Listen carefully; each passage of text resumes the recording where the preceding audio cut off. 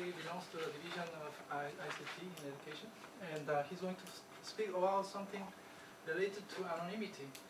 Anonymity, as you know, means it has a Greek root of no name. Yes. No name. So, of course, it's one of the big issues in computer and then ICT-related education. And then he's going to present his research as a PhD student. Thank you very much. Thank you. Thanks, Jay. Hey. So my name is David. I'm a second-year PhD student in the ITS division. If you're wondering, my presentation is on my blog, and that's my blog, and this is my blog address. And I also set up a back channel, so if you have mobile devices, you can comment and ask questions while I'm presenting, and I can address those later. I'm actually glad you're here. I need your feedback, I need your help, because in fact this presentation is not really about my research, it's about a small part of my research, and I'm actually writing a book chapter about it. So this presentation is based on my book chapter abstract, and so we'll be exploring today some of my ideas and thoughts about what I want to include in this book chapter that I'm writing. And you can see the abstract on my blog. Okay, I'll be using a combination of Poplet and Prezi to present. And again, they are available on my blog. The address is over there.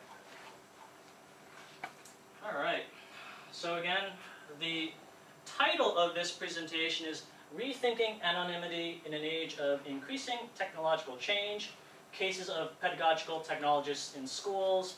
My aim is, in all of this, to explain some of these important words so that we can have a common ground understanding of what it is I think I'm going through. All right, hopefully you can use it in your research. Are we on? Okay, this is the gist. The gist is this. What is my problem here?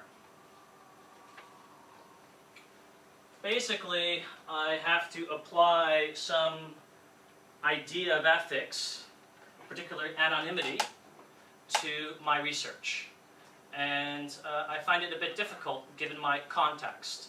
So I want to share with you and explore with you how I'm trying to make my research more anonymous and allow it to adhere more to this sense of ethics. Okay?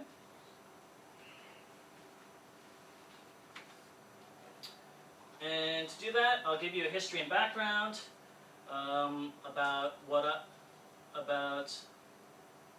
ethics, this certain sense of ethics, as well as give you some background on my study, and then the methodological and political considerations that went into applying the sense of ethics and anonymity to my research, and then what exactly I did and am doing, and then implications for you, me, and everyone.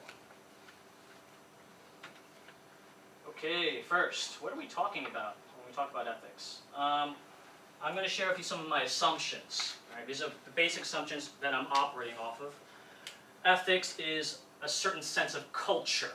So when we say like things are like unethical, or things are ethical, or less ethical, or more ethical, we're actually talking about a value set. It's like substituting the word ethics for like Chinese or Peruvian. You get an idea that, okay, some things are like Chinese, and some things are Peruvian, some things are Korean, some things are less like that. So when we talk about ethics in our context, we actually mean a particular value set. But it's not a clear value set. It's very dynamic and it's very ambiguous. Right? There's no authority on what we have, on this idea of ethics and all that it encompasses and what we should all do. A part of ethics, what I'm dealing with in my research, has to do with confidentiality. And I just throw a few words out there. Confidentiality, for me, that means not disclosing things, information that might cause prejudice to people. All right? And anonymity is a part of that, confidentiality. And that, again, going back to what Jay says, is about obscuring things. making sure that people cannot be identified. And we do that to protect people. Again, these are purposefully ambiguous definitions. I'm just trying to establish a baseline that anonymity, what I'm talking about is obscuring information, protecting people's identities. All right. Okay, so this culture, this certain idea of ethics came from, I guess, from a historical standpoint, from certain experiments and research experiments that were considered unethical, all right, that were perhaps the antithesis of this culture that we're trying to develop. And now, in our context, we can see that this value set, this ambiguous value set, this dynamic value set is being institutionalized on several levels. We actually see it around us, all right, in our context. We see things like in our universities, such as like ethics lectures, institutional review boards. We read literature on ethics. From a legal standpoint, we see ordinances. There are privacy commissioners and data protection authorities. And again, we implicate ourselves. This is our context. As Sedenka pointed out, in the Amazon, in the deepest, darkest Amazon, there are no ethics. This culture does not exist. Right? We are in it. We are students here. This is a part of our life. We have to apply it to our research. If we were in the Amazon, well, we wouldn't have to do this. But I have to do this. And I have to do this in a context where things are changing. Again, this certain value set arose from the 20th century, certain types of experiments, research experiments, but now we are in an increasing age. Oh, hey, William, you're here! That's great. So, we are in an age of increasing social technological change. We have many more ways of doing, many more ways of socializing with each other using technologies, ways of doing. And there are technologies that have been, well, they are created, some disappear, some change. But we have many more means to communicate with each other, to be social with each other, to share our identities with each other in this age. And that's cool, right? I mean, it changes all that we do. It changes you, me, the way we do things with our crazy smartphones, like what I'm doing right now. All right? It leads to new applications for people, practitioners as well as researchers. Researchers can do more now with social technology in the same way that all of us, just whether or not we're researching, can do new things. And it leads to emerging and innovative social research. We can research these things, right? These new technologies, how people are using new technologies to be social. Okay, and now I will explain the problem by explaining my research. Okay, here we go. So, I study pedagogical technologists. I made up this word because there is no word to describe this group yet. This role in schools is emerging. And these are people who are not teachers in a traditional sense. They're not technicians. We don't have a very clear idea of what they're doing, which is why I'm researching them. But they exist in schools. And they exist in certain schools, few schools. It's an emergent role. And they support the pedagogical aspect of teaching through IT. Again, they don't support the technical aspect. They're not technicians. All right? I purposefully use this Avengers picture here as a metaphor because they are extraordinary people. They do extraordinary things in schools. But we don't have a very clear idea of what they do yet. Who are these masked Avengers? All right, and that's what I'm trying to uncover in my research. Okay, here are some of the important things that I found out. One is, what exactly do they do in their interactions? What they do is they try to explain technological pedagogical change, how technology can transform or change teaching and learning. They try to explain that and facilitate that amongst people in the school.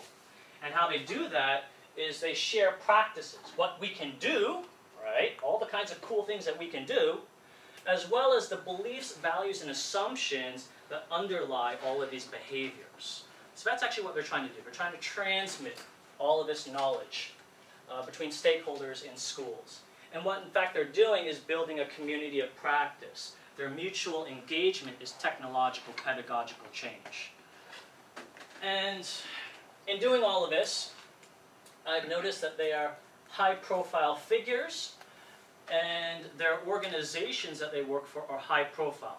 And what I mean is, for example, everyone here in this audience, if I were to name one of the people in my study, most likely you would more likely be familiar with that person than if I just picked a random person from that school, for example.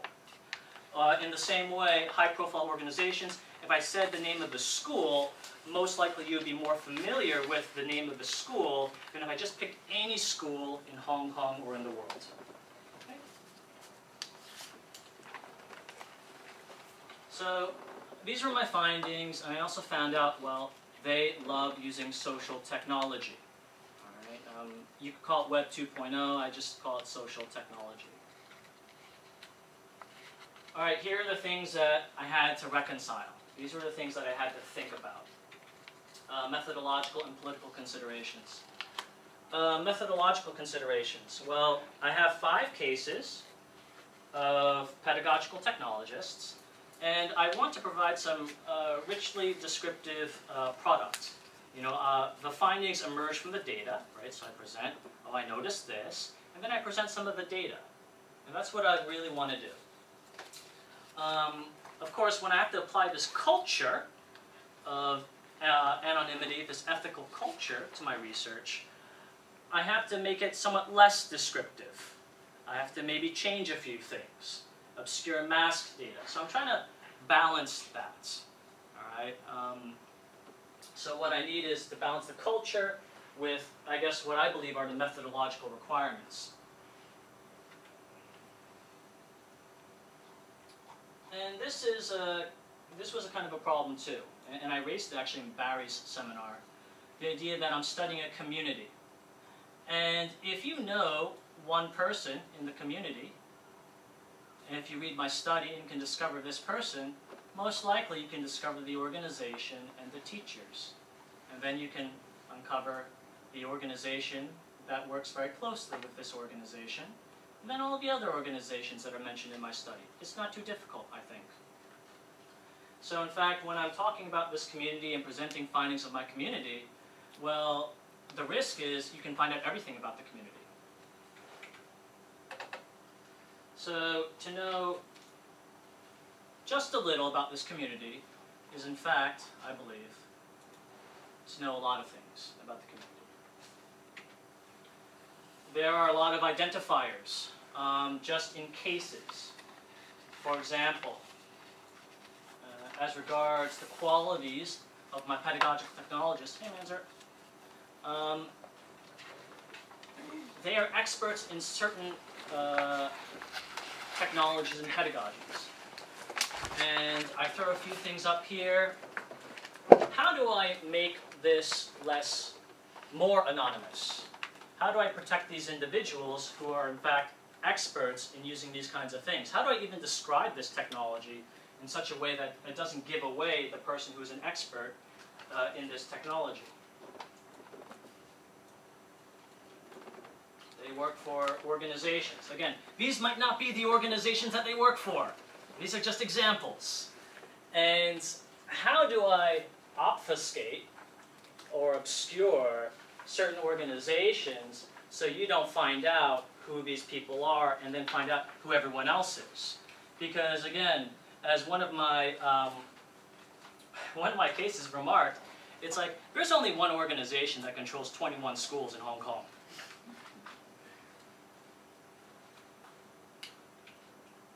Oops, no, that's not it.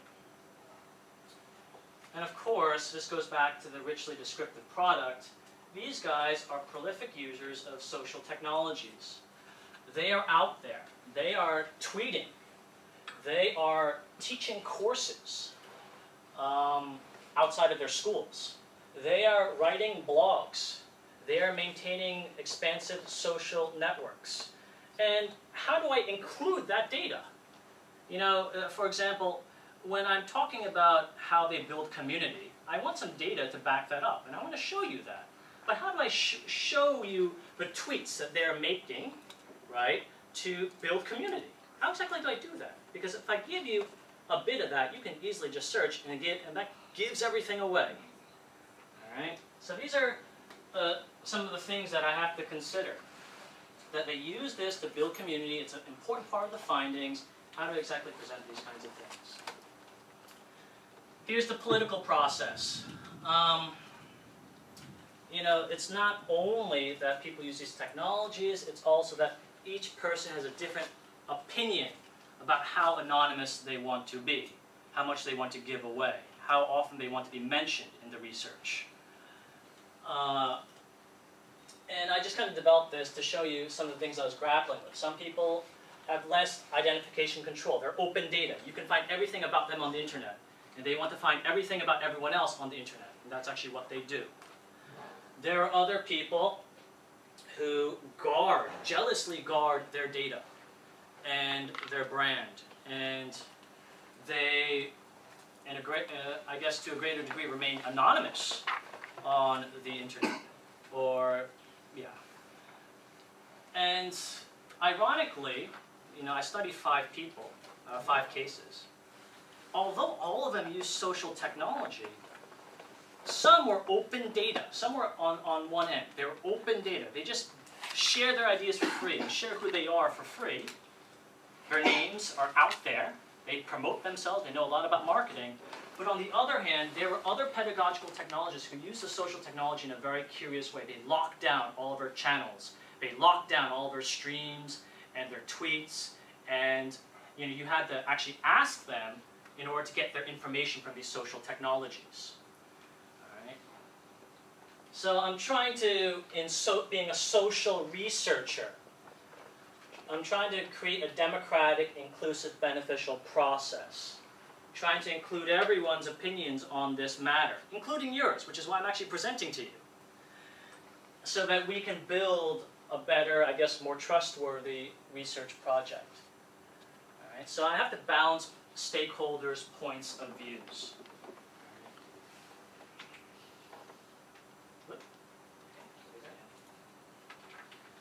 Okay.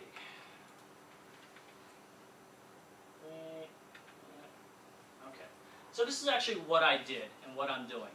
And I feel like I could use a lot of help here. Okay, what did I do? I'm establishing a degree of anonymity for the study. I'm trying to reconcile all these political and ethical considerations. One is I went through some of these institutional mechanisms. All right, I developed a plan to preserve anonymity and to apply this ethical culture to my research. And some people saw it at this university. And they said, okay, good, good. And then I took that and met with all of my research participants and gave them something to read, okay. And then I also talked to them too. So I gave them verbal explanations, gave them written explanations of what's going on and the risk at the start of the research. And they're like, okay, good. And then they sign things. All right, so now we have some institutional procedures that help me to say, hey, this is a good degree of anonymity. During my research, I used a lot of participant checking. And that entailed after each data collection instance, I would go through the data. Not only would I analyze the data, but also I'd start anonymizing my data and starting to obscure names and places. And after that, I would give it to my research participants, and they would look at it and comment, about all sorts of things, including the degree of anonymity. Of course, not everyone did that, though. In fact, a lot of research participants, even though I give it to them for their benefit to check whether or not they're comfortable with everything that's on there, some people just don't read things. You know, they do other things with their lives. So what I plan on doing, I haven't done this yet because I haven't finished all my case report writing, is I'm actually going to go back to them and do what I did initially and explain what's going on and the consequences of this research and the potential risk to them with the publication of this research. So I'm going to basically force them to read what I've written so that they can, again, truly appreciate and gauge their comfort with how they're being revealed. 1 minute? Okay. And all through this process, I've had discussions with all sorts of people about which data to include in the degree of anonymity and how to anonymize these people and the data. I've talked to my supervisors, the research participants, and you guys as well. And again, this is a part, I believe, of being a good social researcher, is to be social and to talk to many people, make this a democratic, inclusive process. We're dealing with something that's, it's not black and white. Okay, what are the implications? Hello.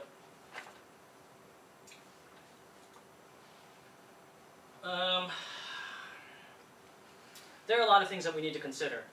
All right? Anonymity is not just a paragraph, all right, in your writing.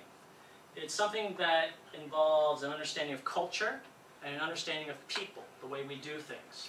It's an understanding of your methodology, and I think most importantly, it's an understanding of your context. And this circle here came at, was developed after I spoke with one of my primary research participants and explained all of this to her and about my fears and worries. And she was like, you know what, David? If you did this in some district in the United States, well, you know what? It would be totally anonymous to me. I would have no idea what's going on here. And then I was like, oh, you're right. I have to take a step back and actually implicate myself. Because, to be quite frank, I am a part of this community. I bring this perspective that everyone's so easily identifiable because I follow them around and I'm a part of this community.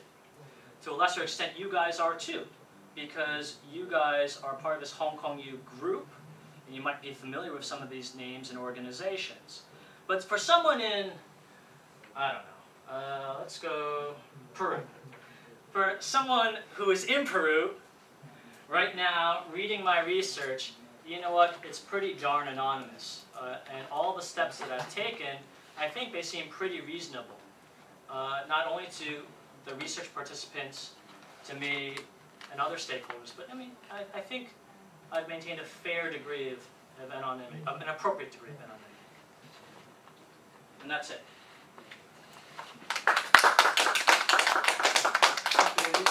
Q&A? Some questions to David? If you don't have, I'll make one. Just curious, because your topic is very unique, the pedagogical technologies, so very interesting talk. So the issue you're talking about, so how does it relate to like more general educational research? Or will you say like people just go to school to study something, to interview people? So what is the lesson you have learned? Is it very specific to your topic, what you're talking about? Because it's about social technology, it's about a very small group of people. So it means, it seems it's a bigger issue too. But what is, I just want to know, what is the implication to a bigger context? Good. I like this. I applied this principle, this culture, this value set of ethics to my research. But for all of us who are qualitative researchers or social researchers, it's important, again, to maintain the social and talk to lots of people about this. Because we cannot assume that we all have this same appropriate degree of identity control, right? And we cannot assume that, and it's not our job to impose a degree of identity control on people. That's actually my assumption. It's important to talk to lots of people like I'm talking to you now, kind of build understanding, to construct meaning of how we can apply this kind of very ambiguous dynamic value set, this ethics, to our research. I mean, again, it's like the thing we had on Wednesday. That's a part of that process, right? Just kind of talking through these kinds of things. Yeah, I may miss some point. I want to know, because we are not sure that the pedagogical technologists do in schools. So how do you recognize these key participants for your study? Because you interview them. And are there any identifiers or indicators to identify the function of their role? Good, yes. All right, I like this question because it has a lot to do with concept validity. How do I know a dog is a dog, right? I've read about a dog, but then I go into this park, and how do I know that dog is a dog, right? Well, initially, I didn't know the pedagogical technologists were pedagogical technologists. Right? You only have an idea, and then you start collecting data. Does it align with my definition of what a pedagogical technologist is? And in fact, and I'm thankful, all of them, in fact, ultimately are pedagogical technologists according to my definition. If they weren't, then well, I'd have to remove them, right? So that's how I ultimately discovered. It was actually only through data collection that I can validate that these people, in fact, the dog is in fact a dog. Right? How do I figure out what the dog does? Well, I observed, I interviewed, I took pictures, I collected documents, and now I have to explain a bit about my methodology. I grounded my data collection and analysis. This is not grounded theory. This is not grounded theory. It's the same thing, I just don't call it grounded theory. Right? That could be for another discussion. But what I did was I used initial data collection and analysis to inform subsequent data collection and analysis. The kinds of things I was looking for. It's like, in these instances, I noticed these concepts emerging. Okay, so in subsequent data collection iterations, do I still see these kinds of things? I'm looking for these things. If not, why not? And ultimately, the kinds of concepts, the findings that I found were the most prominent. That is, they appeared the most in my research. So for example, using NVivo, you can code things, and then they can create a tree diagram, and it's like, okay, this concept emerged the most, was item coded the most. Did I answer your question? So actually, what you mean is, by collecting data, you can actually recognize these technologists, yes? Yes. And again, it's hard to do otherwise. For example, if you are thrown into an ocean, all right, and you need to find land, you know what? You're not going to find land by just sinking and not swimming. So you just have to start swimming. You actually just have to start going in a direction. And then maybe you start changing directions based on what happens, the feedback that you get, right? Okay, well, I've been swimming for like 5 days now. I haven't seen any land. Maybe I should just go this way, you know? So that's actually what I did. The nature of my research was very exploratory, because again, it's unclear what these guys do. So I just have to start trying to understand. Right? This is just some initial stuff about what these guys do. I'd like to follow up that question of Sue. Okay, you drop into the ocean. Yeah. You start swimming because you don't want to die. But however, since this is a research, I guess that since you said that in the presentation that educational pedagogical technologies is a term that you came out later, not at the beginning. Yeah. So I wanted to know in which direction you start swimming, because I bet I didn't swim against the sun or down, but with some direction. So I want to see what direction that was. Yes. So what I did was, I had initial interviews with my primary research participants. So I sat down with all 5 of my pedagogical technologists. All 5 of them have different job titles, by the way. This is actually a part of the problem. There's no standard job title for this. When I say teacher, you have the word teacher, you have this idea. Say student, you have this idea. When I say digital literacy coach or ICT curriculum leader, you have no idea what's going on here. These are bankrupt terms. That's a part of the problem, right? What's the difference between a digital literacy coach and digital literacy advisor? Because they're real terms that people have in schools. We need to make meaning of that. So what I did was I met my 5 research participants, I explained my research to them, and then we brainstormed. What are some opportunities for learning? What are some things or people that we can interview and instances that I can observe that give me a feel for what you're doing? And so we brainstormed for these things, these items, and then we agreed upon certain things to observe and certain people to interview. And what happened was after that we had snowball effects.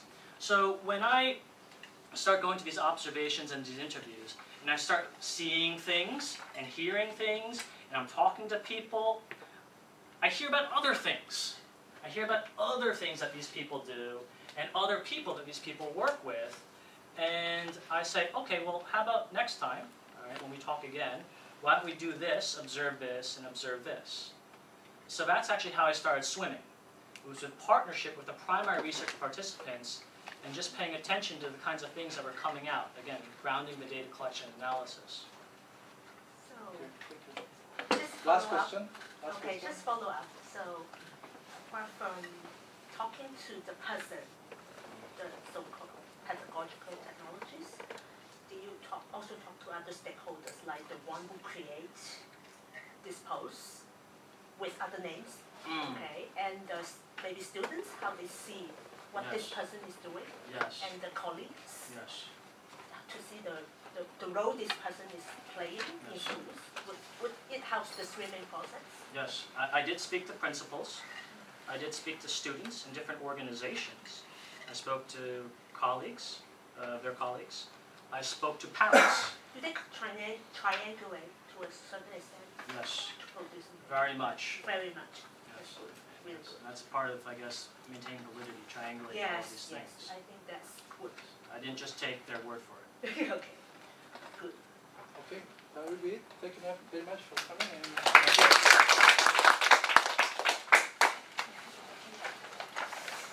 Thanks, Jay. I will talk to you.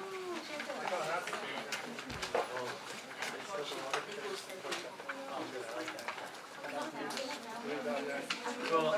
Can you touch, bro? Thank you.